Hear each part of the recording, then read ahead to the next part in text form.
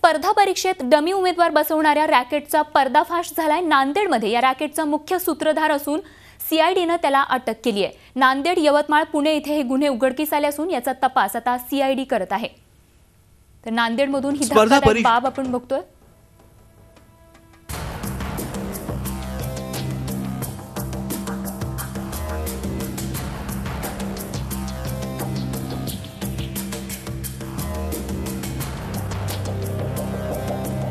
स्पर्धा परीक्षेत डमी उमेदवार बसवणाऱ्या रॅकेटचा पर्दाफाश झालाय।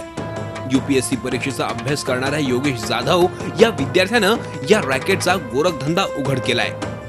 योगेश यूपीएससीचा अभ्यास करतोय। नांदेड जिल्ह्यातल्या किनवट तालुक्यातील मांडवी या गावी आल्यानंतर आपल्या गावातील तब्बल 30 जण आतापर्यंत स्पर्धा परीक्षा पास होऊन विविध पदांवर भरती झाल्याचं त्याला कळलं। याबाबत योगेशनं अधिक माहिती घेतली तेव्हा त्याला धक्काच बसला। मांडवी येथील प्रबोध राठोड डमी विद्यार्थी बसून नोकरी लावून देत असल्याचं त्याला कळलं। यासाठी राठोड उमेदवाराकडून मोठी रक्कम घ्यायचा। स्पर्धा परीक्षेसाठी ऑनलाईन अर्ज दाखल करतानाच विद्यार्थ्याचा फोटो आणि डमी परीक्षार्थीचा फोटो संगणकाच्या सहाय्याने मिळता जुळता केला जायचा। हॉल तिकीट आल्यावर डमी परीक्षार्थी परीक्षेला बसायचा। अशा पद्धतीची ही मोडस ऑपरेंडी होती। योगेशने याबाबत माहिती अधिकारात माहिती मागवून या गोरखधंद्याचा छडा लावला। त्यानंतर जून 2016 ला मांडवी पोलीस ठाण्यात गुन्हा दाखल केला।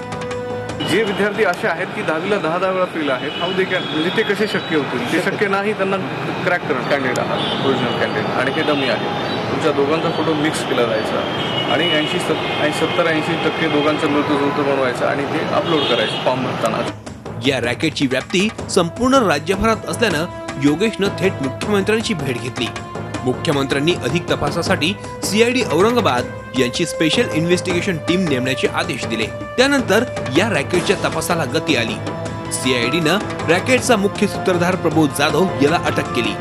तसंच डमी विद्यार्थी म्हणून काम करणारा परभणी कृषी विद्यापीठाचा कक्ष अधिकारी अरविंद टाकळकर यालाही अटक करण्यात आली।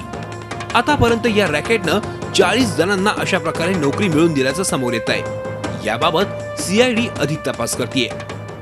जे उमेदवार डमी म्हणून बसलेले होते परीक्षांना, त्यापैकी एकाला आम्ही काल अटक केलेली आहे। त्यांनी सुद्धा कस्टडी घेतलेली आहे। कस्टडी रिमांडसाठी उभं केलेलं आहे आम्ही त्यांना आणि कोर्टाचा आदेश होणे बाकी आहे। त्याच्यामध्ये आतापर्यंत एक 35 ते 40 डमी उमेदवारपासून उमेदवार पास झालेले आहेत। त्या अनुषंगाने सखोल चौकशी चालू आहे।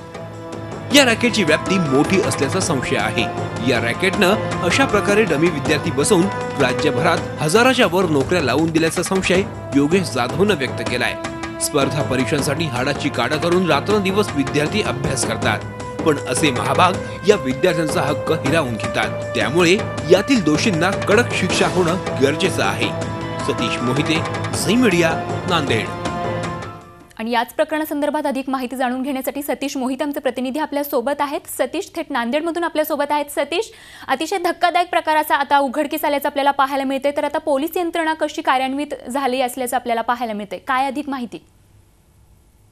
अतिशय धक्कादायक बाब आहे, कारण स्पर्धा परीक्षा ज्यामधून शासनाच्या विविध अधिकारी आणि कर्मचारी पदांकरिता भरती केली जाते, त्या स्पर्धा परीक्षेमध्ये अशा प्रकारचा फ्रॉड जो आहे तो समोर आलेला आहे। विशेष म्हणजे स्पर्धा परीक्षाचा अभ्यास करणाऱ्याच एका विद्यार्थ्याने योगेश जाधवने या संपूर्ण रॅकेटचा जो आहे तो छडा लावलेला आहे। योगेश जाधव ज्या गावी राहतो किनवट तालुक्यातील मांडवी, त्याच्याच गावामधून 30 जण जे आहेत ते स्पर्धा परीक्षाच्या माध्यमातून विविध अधिकारी आणि कर्मचारी पदांवर गेलेले आहेत अशी माहिती योगेशला मिळाली होती। त्यानंतर योगेशने याबाबत अधिक माहिती जाणून घेण्याचा प्रयत्न केला। त्यावेळेस त्याला या संपूर्ण रॅकेटची धक्कादायक बाब जी आहे ते माहिती मिळाली आणि त्यानंतर त्याने आरटीआय म्हणजे माहिती अधिकारात या संपूर्ण परीक्षा कशा घेतल्या जातात, प्रवेश पत्र कसे यांनी मिळवले याची माहिती मागवली। त्यानंतर योगेशने जून 2016 साली मांडवी पोलिसांमध्ये याबाबत तक्रार दिली होती। योगेशने जे काही माहिती अधिकारात पुरावे सादर केले त्यानुसार मग पोलिसांनी मांडवी येथे पहिला गुन्हा या प्रकरणामध्ये दाखल केला।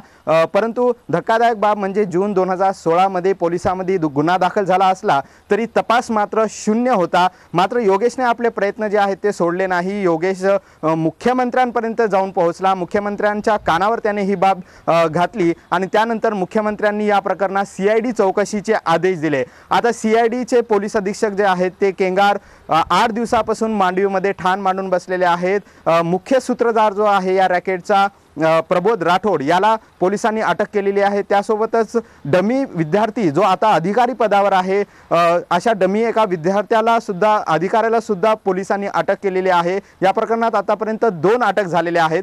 योगेशच्या म्हणण्याप्रमाणे हे जे रॅकेट आहे ते संपूर्ण राज्यभरात पसरलेले आहे। राज्यातील विविध भागात या रॅकेटचे जे आहेत ते म्होरके आहेत आणि या रॅकेटने आतापर्यंत राज्यात 1000हून अधिक जणांना अशा प्रकारे डमी उमेदवार बसून अपात्र जणांना शासकीय नोकरीचा लाभ मिळवून दिलेला आहे। नक्कीच ही बाब अत्यंत धक्कादायक आहे। स्पर्धा परीक्षा देण्यासाठी विद्यार्थी 5-5 वर्ष 6-6 वर्ष अहोरात्र मेहनत करतात आणि त्यानंतर स्पर्धा परीक्षा देतात, परंतु त्या विद्यार्थ्यांचा एका प्रकारे हक्क हिरावून घेतलेला आहे या रॅकेटने। त्यामुळे या रॅकेटचे संपूर्ण मूळ शोधणं गरजेचं आहे। नक्कीच सतीश, तर आता दोषींवर कठोर कारवाई होणं गरजेचं आहे जेणेकरून भविष्यात असे प्रकार घडणार नाही। धन्यवाद सविस्तर माहितीसाठी। झी 24 तास रहा एक पाऊल पुढे।